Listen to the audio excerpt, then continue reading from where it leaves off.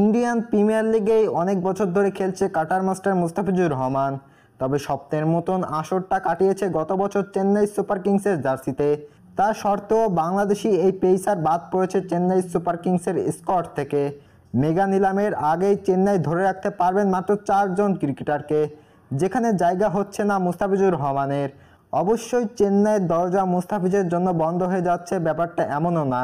মুস্তাফিজকে নিলাম থেকে আবারও কিনে নিতে পারে চেন্নাই সুপার কিংস। চেন্নাই এই বছর রিটার্ন করছে ঋতুরাজ গায়কোয়াড়, শিবাং দুবে, রবীন্দ্র জাদেজা আর মাথিসা পাথিরানাকে। ভারতীয় গণমাধ্যম খবরে মহেন্দ্র সিং ধোনিও নেই এই তালিকায়। ধোনি আর অবশ্যই আইপিএল খেলবে কিনা তা নিয়ে সংশয়। দলের সাথে চলছে আলোচনা, হয়তো যে কোনো মুহূর্তে আসতে পারে চূড়ান্ত সিদ্ধান্ত।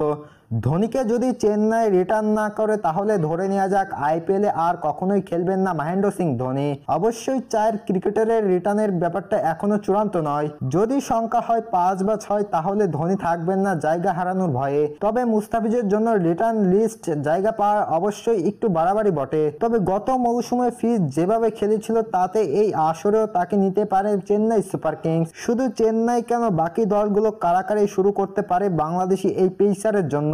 আইপিএল এর সর্বশেষ আসরে প্রথম ম্যাচে 4 উইকেট নিয়ে মুস্তাফিজ হন পার্পেল ক্যাপের মালিক। যদিও জিম্বাবুয়ে সিরিজের জন্য তিনি দেশে ফিরলেন, পুরো আসরের এনওসি পত্র পাননি বিসিবি থেকে দাফিজ।